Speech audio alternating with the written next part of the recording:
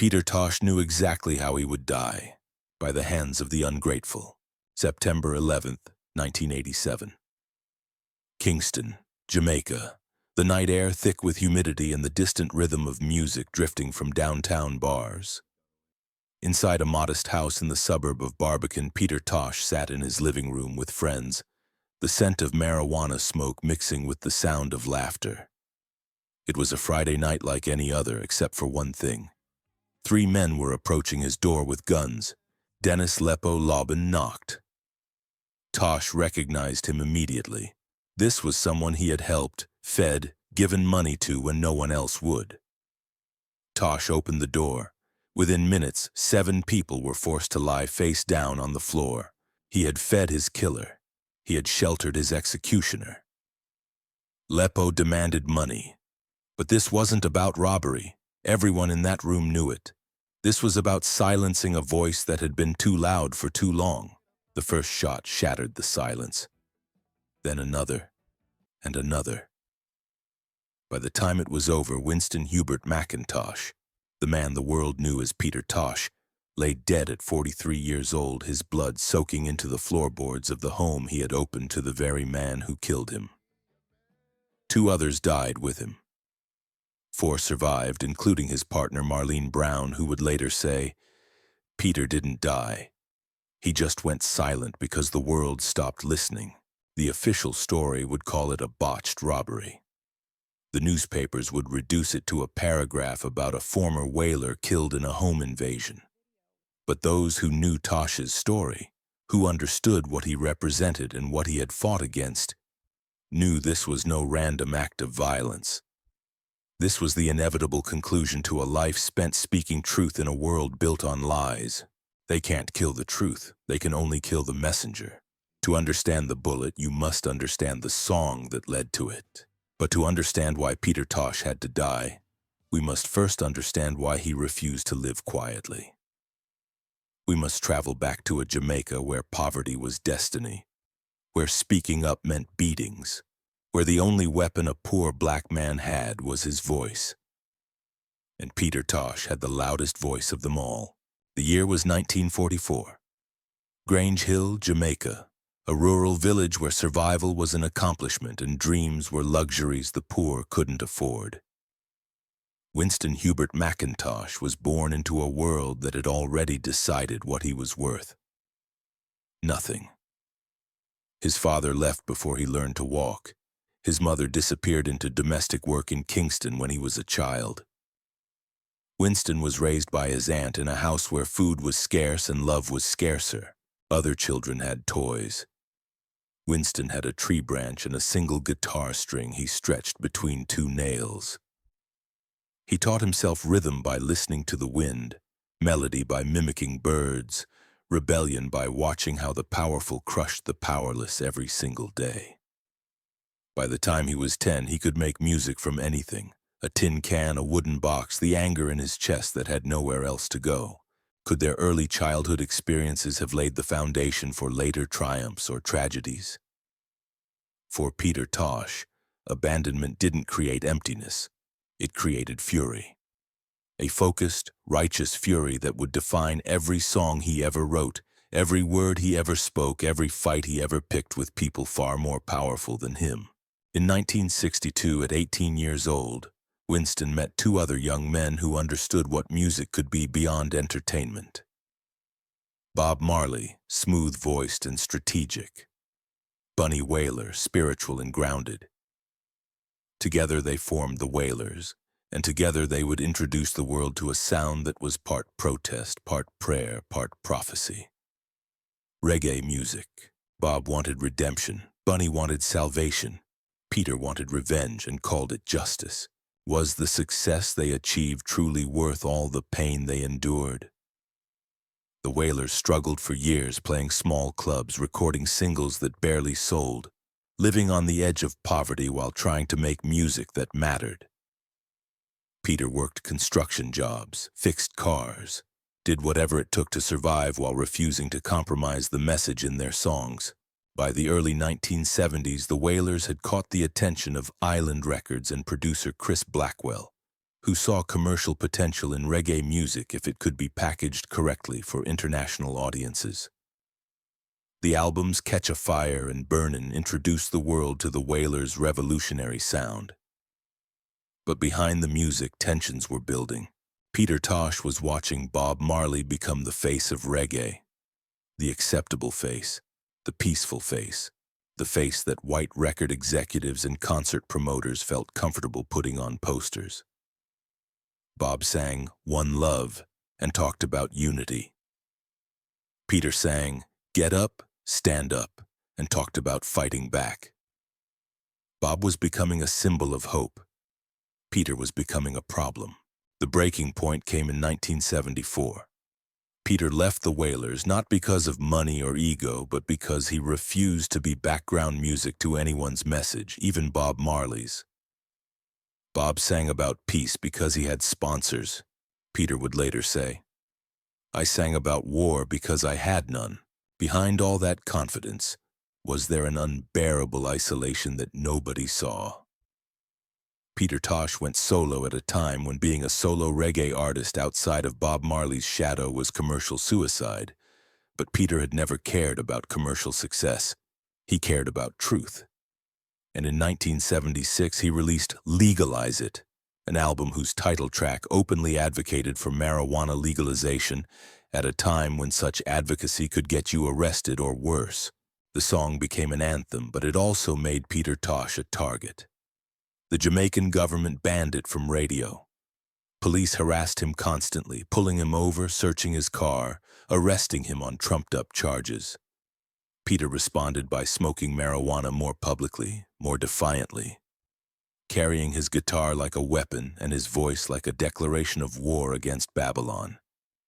His term for the oppressive system of government, police, and church that kept poor black people subjugated. I don't want peace, he declared in interviews. I want justice. He released Equal Rights in 1977, an album so uncompromising in its demands for black liberation and economic justice that it made Legalize It seem tame by comparison. While Bob Marley was playing stadiums and preaching love, Peter Tosh was playing smaller venues and preaching revolution. The contrast couldn't have been clearer. One man was building bridges, the other was burning them down. But Peter's defining moment, the event that would cement his reputation as the most dangerous voice in reggae, came on April 22, 1978, at the One Love Peace concert in Kingston. The concert was organized to ease political tensions in Jamaica, bringing together rival political factions in a show of unity. Bob Marley was the headliner. Peter Tosh was invited to perform. What happened next would become legendary. Peter Tosh walked onto the stage in front of 20,000 people. Television cameras broadcasting live across Jamaica. Government officials, including Prime Minister Michael Manley and opposition leader Edward Seaga, sitting in the VIP section. And Peter Tosh, looking directly at these powerful men, began to speak. He talked about the hypocrisy of a peace concert when the government was brutalizing its own people. He demanded the legalization of marijuana, pulling out a spliff and smoking it on stage. He called out politicians by name, accusing them of corruption and oppression. He didn't sing about hope or unity. He delivered a sermon of fury, each word a bullet aimed at the heart of the Jamaican establishment. They teach you how to pray, he said, his voice cutting through the shocked silence. But never how to think. The audience erupted. Some cheered. Some gasped. The politician sat stone-faced, humiliated on national television by a musician who refused to play his role as entertainer. Bob Marley, watching from backstage, reportedly shook his head. This was exactly why Peter could never be mainstream. He didn't know how to bend. For a moment, Babylon trembled. Then it started planning his punishment. Did this tragic event mark their downfall? Or was it simply the tipping point of deeper problems? The beating came 6 weeks later. Police dragged Peter Tosh from his home, took him to the station and beat him so severely they fractured his skull.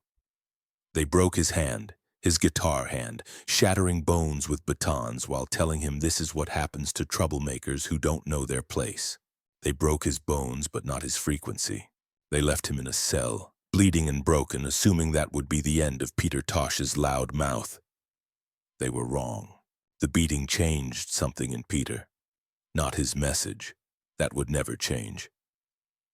But the violence clarified everything. Before, he had been fighting against an abstract concept called Babylon. After the beating, Babylon had a face. It was the face of every officer who held him down. Every politician who gave the order. Every system that believed a black man's skull could be cracked open for speaking truth. The physical recovery took months. The fractured skull healed slowly. His guitar hand required extensive rehabilitation. Hours of painful exercises to regain the dexterity that had made him one of reggae's most innovative musicians. But Peter approached recovery the way he approached everything, with militant discipline. Every morning at dawn, he would sit with his damaged hand and force it to remember how to play. The pain was excruciating. He called it tuning the weapon. Friends visited him during those months. They found a man who was somehow both more peaceful and more dangerous. The beating had burned away any remaining illusions about reform, about working within the system, about the possibility of change through anything other than complete revolution. "They gave me a gift," he told one friend. "They showed me exactly who they are. Now I know exactly who I need to be." 2 months later, Peter Tosh returned to the stage, his head wrapped in bandages, his hand in a cast, his voice unchanged. "They can't kill the truth," he told the crowd. "They can only kill the messenger. Can anyone ever truly escape from the shadow of their darkest moments?" For Peter, the beating became a badge of honor, proof that he had spoken truth loudly enough to terrify those in power. But it also marked him. From that day forward, everyone knew.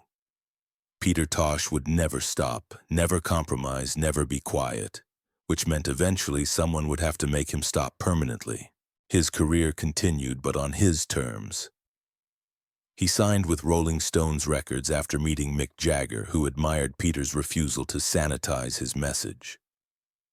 The album Bush Doctor in 1978 featured a duet with Jagger on a cover of Don't Look Back, bringing Peter brief mainstream attention. But even success couldn't tame him. The collaboration with Jagger was complicated. On one hand, it gave Peter access to international audiences and resources he'd never had before. The Rolling Stones machinery could promote him in ways no reggae label could. On the other hand, Peter was painfully aware of the irony. A white British rock star helping a black Jamaican revolutionary reach the mainstream. It felt too much like what had happened with Bob Marley and Chris Blackwell. The message diluted for palatability, the revolution packaged for profit. But Peter took the deal anyway, not because he compromised, but because he saw it as infiltration. "I'm not joining their system," he explained. "I'm using their system to destroy it. They think they're selling my music. I'm selling their destruction." It was classic Peter Tosh logic, confrontational, strategic, uncompromising. The tour with the Rolling Stones exposed millions to his message, but it also exposed the vast gulf between rock rebellion and revolutionary struggle. Jagger could sing about satisfaction and sympathy for the devil. It was performance, theater. Peter sang about actual oppression, actual police violence, actual poverty. When predominantly white audiences applauded his political songs, Peter would wonder if they understood what they were cheering for, or if they just liked the rhythm. He toured internationally, playing Madison Square Garden and major venues, but he lived simply, refusing to hoard wealth. He slept on wooden floors because he believed comfort made you soft. Every morning he meditated and played guitar for 3 hours, calling it mental hygiene. He drove fast, too fast, getting arrested repeatedly for speeding, saying he drove like he played music, full speed toward truth. "Reggae was not made for your radio," he would tell interviewers. It was made for revolution. His relationship with Bob Marley remained complicated. Love and respect mixed with ideological differences and competitive tension. They spoke occasionally, careful conversations where decades of shared history tangled with current disagreements.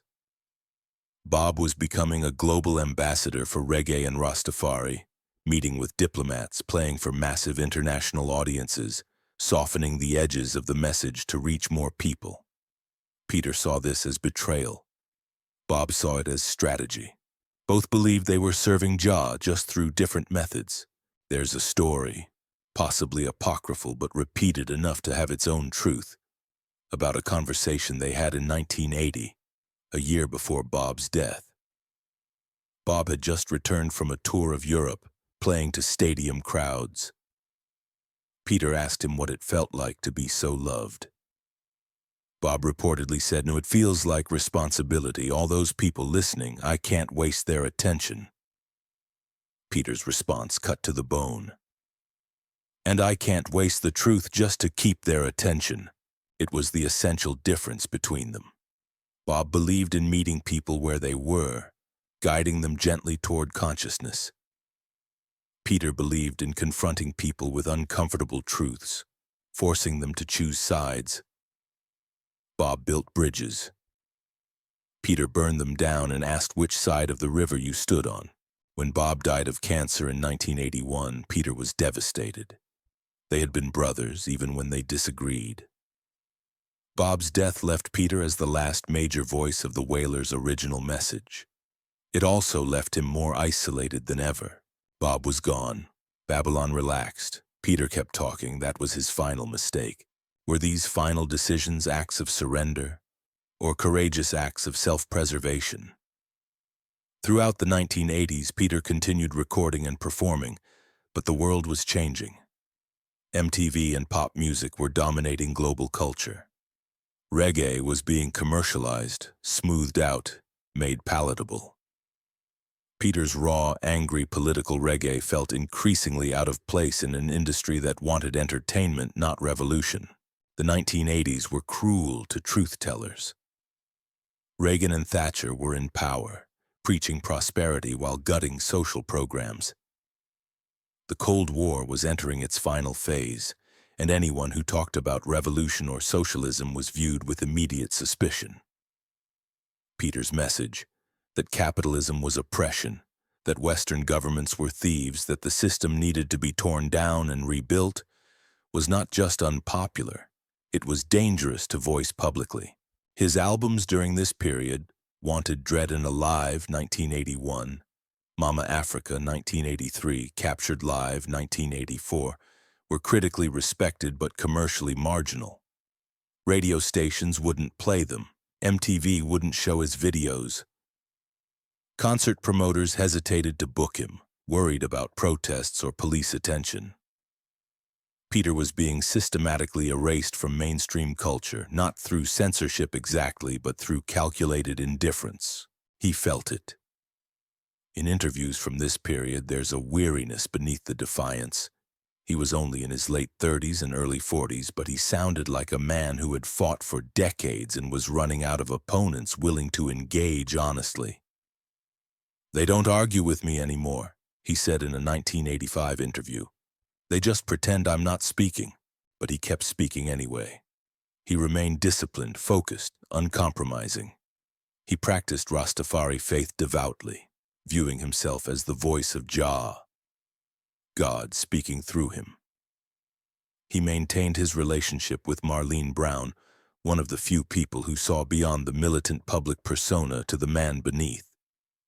Marlene was different from the other women who circulated through reggae circles. She wasn't impressed by fame or intimidated by Peter's reputation for volatility. She saw him fully, the brilliant musician, the tortured revolutionary, the man who carried generations of trauma and channeled it into sound. Their relationship was intense, complicated, sometimes turbulent, but built on something deeper than romance, recognition. She recognized him, and he recognized her recognition as rare. Peter at home was not Peter on stage, she would later recall. At home, he was quieter. He read constantly. History, philosophy, anything about African liberation movements. He would sit for hours playing the same riff over and over, searching for the perfect frequency. He believed every note carried spiritual weight, that music was literally a weapon that operated on frequencies the conscious mind couldn't detect but the soul could feel. She was with him through the darkest years, when international bookings dried up, when old friends stopped calling, when it became clear that Peter Tosh would never achieve the commercial success or cultural acceptance that Bob Marley had found. She watched him wrestle with that knowledge, with the question every uncompromising artist eventually faces. Was it worth it? In private letters to her, he revealed the toll his life was taking. They fear me because I cannot be bought. In 1986, he wrote her another letter, more ominous. I know how I will die by the hands of the ungrateful, but better to die honest than live a lie. He was planning something new. The Rastafari Unity Party, a political organization that would challenge Jamaica's traditional political structure. He was giving interviews announcing his intentions, talking about running for office, using politics as another platform for the message he had been preaching all along. Equal rights, justice, the end of Babylon's reign over the poor. The idea was audacious, possibly delusional. Jamaica's political system was controlled by two parties, the People's National Party and the Jamaica Labour Party, who had carved up the island between them. Both were deeply entrenched, both had connections to powerful international interests, both had no interest in a Rastafarian revolutionary with a guitar disrupting their arrangement. But Peter believed that his international fame, his musical credibility, and his uncompromising message could break through. He had reason to hope. Across the world, musicians were entering politics, not just as advocates, but as candidates. If Bob Marley had lived, he might have become Jamaica's most powerful political voice without ever running for office. Peter, with Bob gone, saw an opening. He could be the political voice that reggae needed, the one willing to actually contest for power rather than just sing about it. But hope in Peter Tosh's world was always shadowed by prophecy. A week before he died, he told a friend, "Babylon will silence me soon." On September 11, 1987, Babylon came knocking. The day had been ordinary. Peter had spent the morning in his usual routine: meditation, guitar practice, reading. Friends had stopped by in the afternoon. Music was playing. Marijuana smoke drifted through the rooms. It was a typical Friday in Kingston, the kind of evening where nothing seemed dangerous because everything seemed familiar. Dennis Lobban arrived around 8 p.m. with two other men. He knocked casually, like he had knocked dozens of times before. Peter opened the door without hesitation. Why would he hesitate? Lepo was someone he knew, someone he had helped when others wouldn't. Peter had given him money, offered him work, treated him like family when Lepo had nothing. That generosity, that fundamental belief that helping the ungrateful was still better than becoming heartless, was about to cost Peter everything. Within minutes, the situation revealed itself.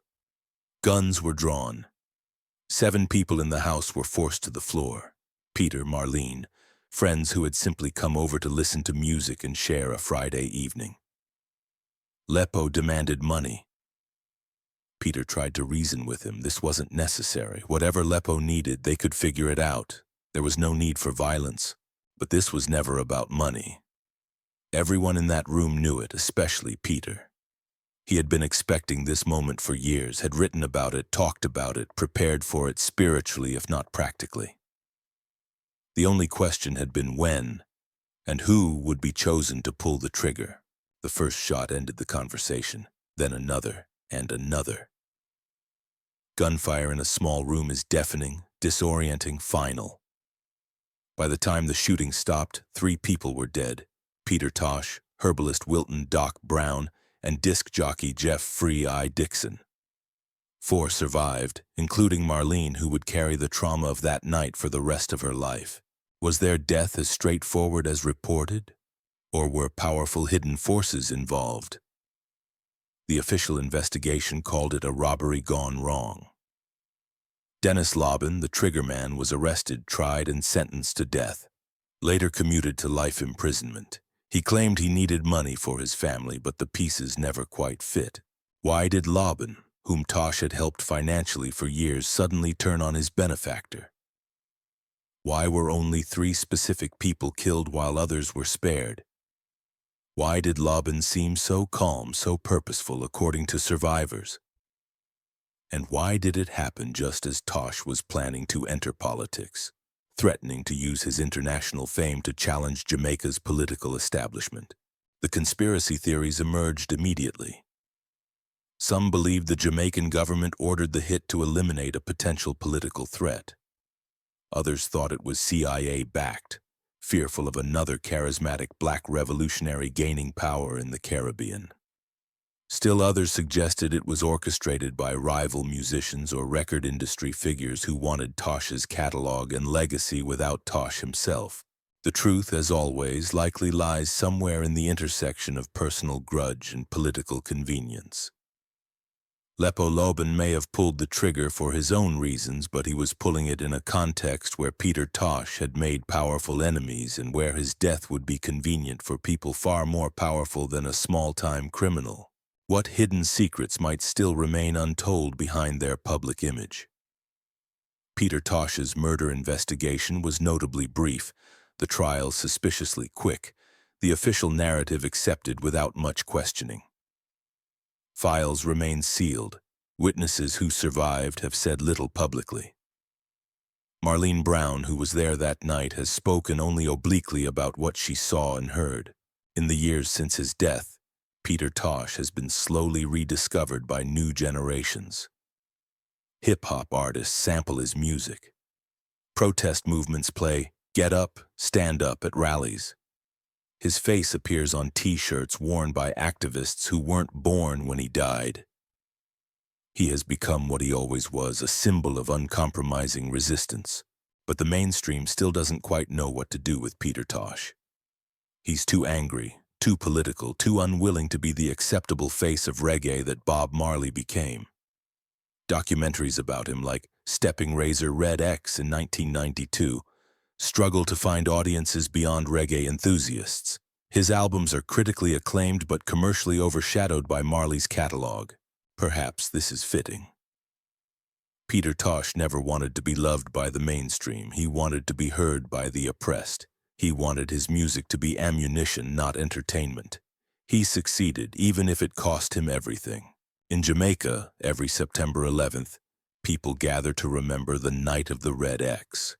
Tosh's nickname, taken from his assertion that he was marked for death by those who feared truth. They play Equal Rights loud enough to shake windows. They smoke marijuana in open defiance of laws that still criminalize it. They chant his words. I don't want peace, I want justice. His legacy is complicated. He was unquestionably difficult, volatile, stubborn, unwilling to compromise even when compromise might have saved his life. He could be paranoid, aggressive, harsh with those who didn't meet his standards. He wasn't a saint. He was a warrior, and warriors make uncomfortable heroes. But he was right. About marijuana legalization, now happening globally, decades after he demanded it. About police brutality and systemic racism, issues that remain urgent today. About the hypocrisy of governments that preach peace while bombing other countries. About how the entertainment industry uses black artists for profit while ignoring their messages. Peter Tosh saw all of this clearly in the 1970s and 80s, and he refused to look away or shut up. That clarity, that refusal, got him killed. When you speak truth in a world built on lies, he once said, they call you dangerous. He was dangerous. Not because he incited violence. His message was always about resistance through awareness, fighting Babylon with truth rather than guns. He was dangerous because he couldn't be controlled, couldn't be bought, couldn't be convinced to play the game that would have made him rich and safe and alive. He chose death over dishonesty. Whether that makes him a martyr or a fool depends on what you value more, survival or integrity. Can a voice ever truly be silenced if its message outlives the messenger? Peter Tosh died at 43 in the prime of his artistic and political power, murdered in his own home by someone he had tried to help. It should have been the end of his story. But voices like his don't die. They echo. Every artist who uses their platform to demand justice rather than beg for peace is Peter Tosh's heir. Every protest that refuses to settle for symbolic gestures and demands real change is singing his song. Every person who looks at systemic injustice and says, "I don't want peace, I want justice," is channeling his spirit. The world tried to choose Bob Marley over Peter Tosh, the message of love over the message of anger, the diplomat over the revolutionary. But the world needs both. It needs Bob's hope and Peter's fury. It needs the reminder that peace without justice isn't peace at all, it's just silence, and silence is how oppression sustains itself.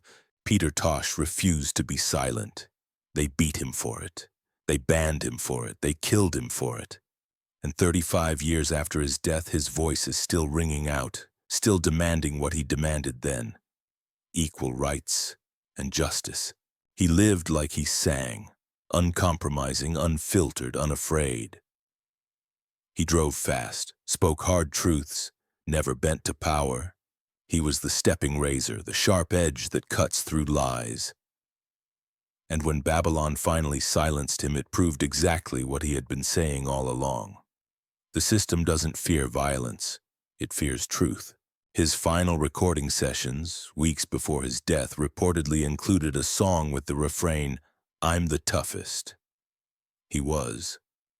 Not because of physical strength, but because of the strength it takes to live your truth in a world that punishes honesty. Because of the courage required to look at power and refuse to bow. Peter Tosh is not here to tell his own story. But his story tells itself in every protest song, every political prisoner, every artist who chooses integrity over industry approval. It tells itself in the marijuana legalization movements he predicted, in the Black Lives Matter protests demanding the justice he demanded, in the ongoing fight against the same Babylon he spent his life battling. The man is gone, the echo remains, and the echo, like justice, never dies. It just waits to be heard again. "I am not a politician," he said. "I am a musician fighting Babylon." He fought until they killed him for fighting. And even in death, he's still fighting.